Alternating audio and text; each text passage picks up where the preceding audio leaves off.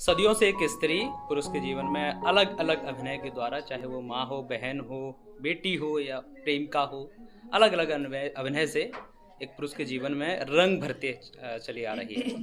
भारी भरकम इंट्रो हो गया। बात यह है कि 9 दिसंबर को 6:45 पर आगरा के सूर सदन में सैयारा एक प्ले का मंचन किया जाएगा और उसे परफॉर्म करने वाली जो है जूही बब्बर जी हैं, आज हमारे साथ हैं, आगरा आ चुकी हैं। 2019 के चुनाव के बाद आज आप आगरा में हैं, तो पहले तो वेलकम, आपका स्वागत है आगरा में। बहुत शुक्रिया। क्या है सैयारा? वैसे आगरा मेरा अपना है, तो आप मेरा स्वागत मत करिए, मैं घर ही आई हूँ। चलिए, तो अगेन स्वागत ही है आपका। चलिए, क्या है सैयारा? बहुत से लोगों की जानकारी के लिए कि वो थिएटर आए, इससे पहले थोड़ा सा वो बेसिक जान लें कि सैयारा भाई ये नाटक है क्या। जरूर। प्ले का पूरा नाम है विथ लव आपकी सैयारा। इसे मैंने लिखा है, डायरेक्ट किया है और एक्ट भी कर रही हूँ। सैयारा एक मॉडर्न इंडियन आधुनिक शहरी एक लड़की औरत की कहानी है और कैसे उसे जो आधुनिक समाज है वो कैसे देखता है।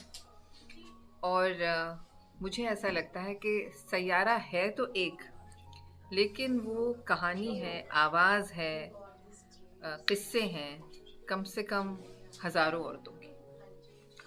कैसे आप सैयारा को उन गांव की महिलाओं तक पहुंचा रही हैं? आपने जैसे बताया कि एक मॉडर्न एक महिला की कहानी है, तो मॉडर्न महिला, एक अंग्रेजी बोलने वाली महिला, गांव देहात में रहने वाली महिला, दोनों में फ़र्क है। कैसे आप उनको कनेक्ट करेंगे, कैसे जोड़ेंगे आप?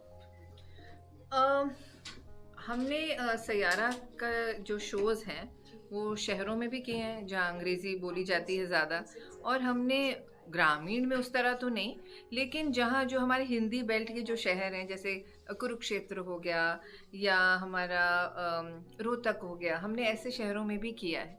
और मुझे ऐसा लगता है कि इस प्ले का जो यूएसपी कहते हैं, यूनिक सेलिंग पॉइंट, वो यही है कि इसकी जो बातें हैं वो लोगों को छूती हैं। और भाषा, क्योंकि मैं खुद राइटर हूँ प्ले की, तो मैं भाषा को अपने हिसाब से बदल देती हूँ कि मैं कहाँ हूँ। मुझे प्लस पॉइंट ये है कि मुझे मेरी हिंदी ज़बान भी मैं अच्छी बोलती हूँ और अंग्रेज़ी भी बोल लेती हूँ, तो मैं जब जहाँ होती हूँ मैं उस हिसाब से थोड़ा थोड़ा भाषा को बदल कर, क्योंकि बात लोगों के दिल तक पहुँचनी चाहिए। अगर आप भाषा में अटके रहेंगे तो फिर बात पहुँचेगी नहीं। जैसा आपने बताया कि सैयारा एक संघर्ष की कहानी, महिला के संघर्ष की। पुरुष प्रधान देश में क्या लगता है आपको, नहीं मान लगता है कि एक पुरुष की हमेशा एक महिला, मतलब पुरुष को एक कंधे की जरूरत रहती है, चाहे वो पुरुष के रूप में क्यों ना हो? अकेली महिला सरवाइव नहीं कर सकती, क्या लगता है? एक बड़ा ही टिपिकल जैसा सवाल है लोगों के लिए, जो देख भी रहे हैं उनके लिए भी। हमेशा से कहते आए हैं कि भाई एक महिला को सरवाइव करने के लिए पुरुष के कंधे की जरूरत होती ही होती है। क्या लगता है इस? मुझे ऐसा लगता है कि चाहे महिला हो या चाहे महिला ना हो, मर्द हो, मुझे लगता है दोनों को एक दूसरे की ज़रूरत होती है और होनी चाहिए।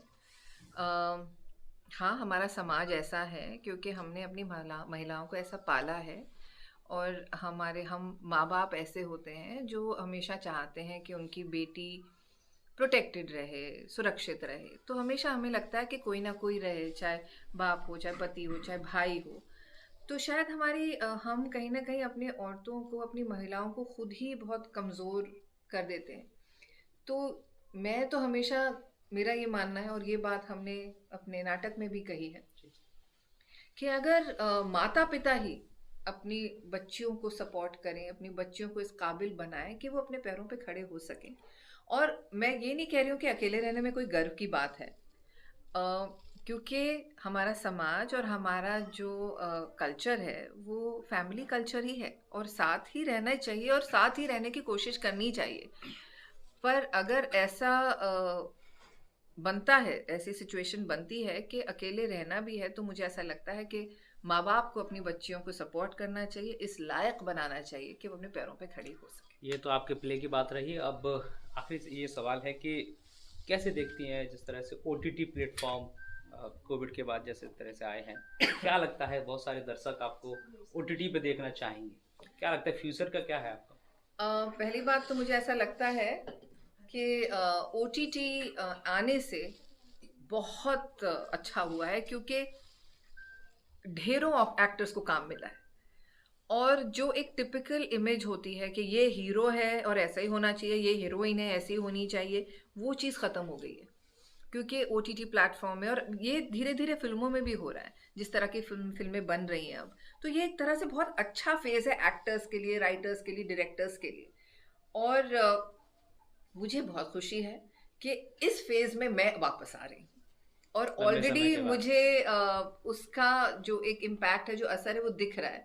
क्योंकि मैंने जितना अभी इन दिनों काम किया है, मैंने बहुत सालों बाद फिर से काम किया है। 2 फिल्में की, एक शॉर्ट फिल्म की है, एक वेब सीरीज की है। सब बहुत ही इंटरेस्टिंग रोल हैं, बहुत ही अलग तरह की फिल्में हैं, बहुत स्ट्रॉन्ग हैं। कुछ जो फीमेल कैरेक्टर है उससे परफॉर्मेंस करने का एक एरिया है। तो I am very happy with OTT coming in. आखिरी सवाल, राज बब्बर साहब यहाँ से कई बार चुनाव लड़ चुके हैं, उनका घर है ये, क्या लगता है जूही बब्बर जी राजनीति में आएंगे, आगरा से चुनाव लड़ेंगे? भारी भरकम सवाल। हाँ, बहुत भारी है। आगरा ने हमेशा मेरे परिवार को बहुत प्यार दिया है। मेरे पिताजी की तो जन्मभूमि है ये। आप लोगों ने, बड़ों ने हमेशा इतना आशीर्वाद दिया, उनके साथ वालों ने इतना प्यार दिया, छोटों ने इतना सम्मान दिया, इज्जत दी, और वही आप लोग मुझे, मेरे भाइयों को, पूरे परिवार को देते आए हैं।